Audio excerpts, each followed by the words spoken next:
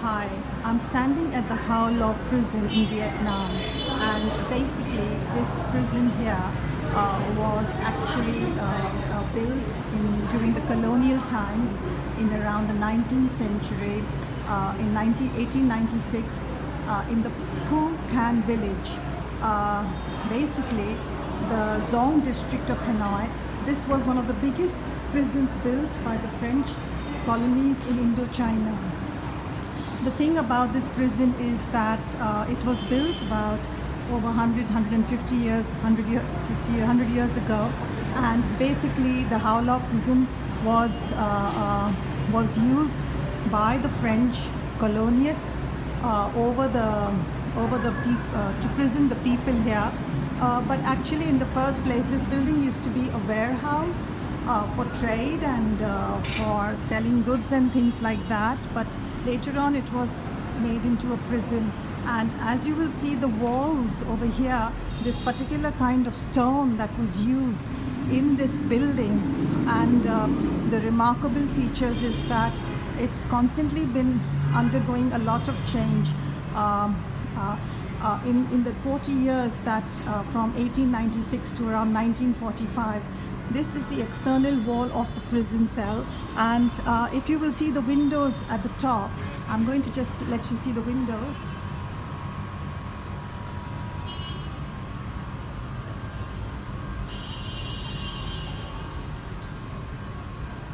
There used to be just grills in the front of them, but later on I think they were changed to even shatterproof glass.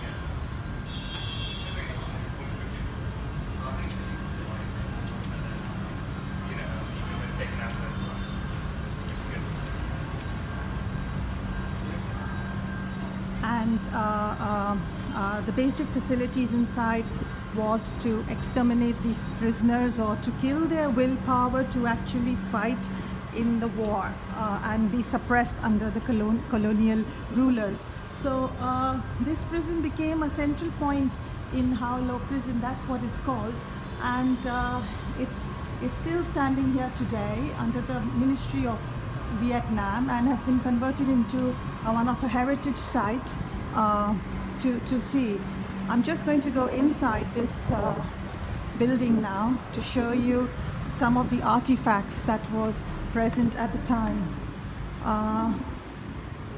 So basically over here, the Hao Lo prison, which was constructed by the French colonists in 1896, when French colonists came and occupied Hanoi, they moved all villagers, all pagodas and communal houses in Phu Can, the area surrounding Hanoi. And obviously the Chan Tien Pagoda and the Phu Can communal houses also were relocated at the time. You can see that there's a picture here on the wall, just to showing that people used to make pottery and they just carry on with their basic life until and unless the French had come and then converted this into subjugating the Vietnamese people. So basically the Chan Tien Pagoda and Phu Can communal houses were relocated at the end of the Bai Tru Street, where even they stand today. But the Bich Tu and the Bich Hoa pagodas were destroyed completely. French colonists then built a prison, a courthouse, headquarters and secret services from this particular building, which I'm just showing you at the moment.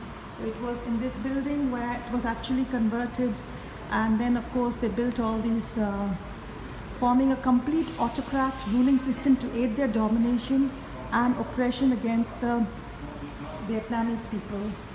So the history, and this is going inside the area where actually the prison was, where the main gate is. As you can see in front of me, there's a main gate there. And again, I will show you those windows. This is how the prison looked from inside, and I'll show you an external picture of how it looked from the outside. It was completely fort guarded.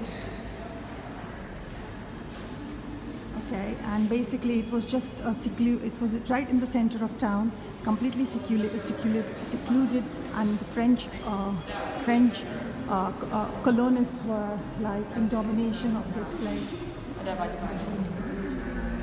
So this is how the entrance was, and from the main entrance to get to the deepest cells of the dead, there were 7 times solid doors.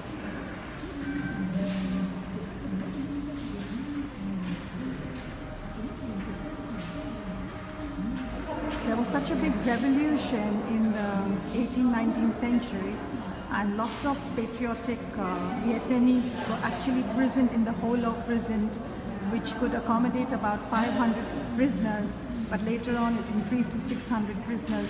So this is what it was and how it looked. This is the courtyard, and there were 8,000 prisoners in 1917 held over here as captives. The prison itself went through upgrading, and obviously to get new people inside and to increase the area of the prison area, and to also prevent people from escaping. So it was constantly being redesigned.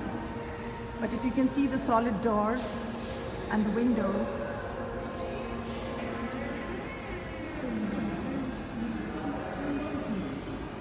the walls were all black color and gray paintings, coal colors, and they caused such a psychological feeling inside. I'm going to take you to this particular room in a minute where the soldiers were left and chained. There was no toilets in those days, and only a compost bin at the back. So, and the jailers themselves lived in upstairs in nice parts with dining halls and living rooms and guards and supervisors and stuff like that. So there was a lot of superiority or racialism or whatever you want to call it that existed at the time. This was the ceilings and the walls of the original Ho Lo prison, and this is the particular room where the cruel persecution and hard life of the colonial prisoners. You can see what I'm trying to say, because there is so this is how it was. This was the toilet area.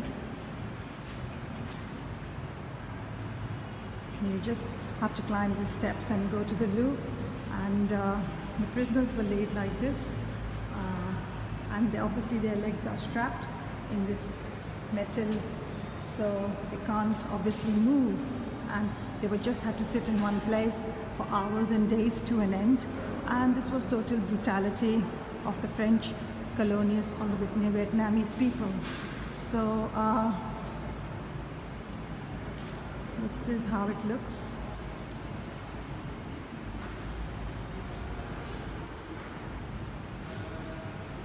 And as you can see, they were just all revolutionaries, and this is how it was. And there was no escape because the windows had double shields as well as grey color walls and black color, which was very quite depressive. So the problem is that in 1932 this cell became to be called, given a different name, so that only the inside organizations actually knew what was going on. But however, the things kept changing because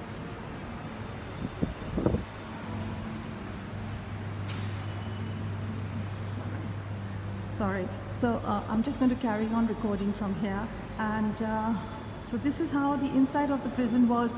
And of course we do have a lot of Western tourists coming now and seeing these prisons, and I spoke to a few of them, and what they were disappointed about was that why is the history being told only as one-sided? Well, which the Westerners are coming here on holiday, and I just found this comment absolutely irrational, because here is a country that is trying to forget the persecutions of Americans as well as the French colonies, but whenever the Westerners come here, they carry on reminding them about it, in the sense that because what they learn in history books in England and in France obviously tell a very different story, and these are only stories, but this is real life stories, you know. So I think here what I found is that the Vietnamese people are trying to forget the persecutions of the war and what troubles they have faced, and the psychological impact that has had on them, and the atrocities which they faced.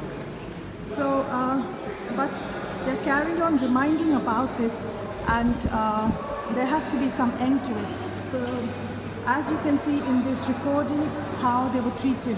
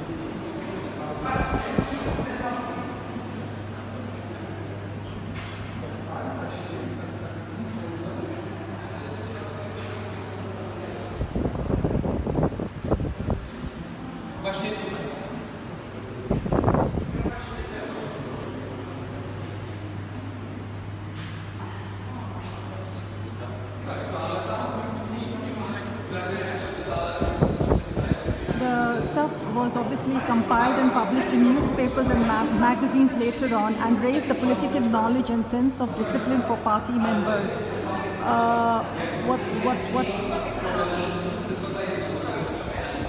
So as you can see, they were making their notes, and the Red Prison #1 was issued on Jan 4th, 1932. After a while, the Red Prison was changed into a prison magazine, and these were the cells of the stories and how the information has carried on and collected at the time.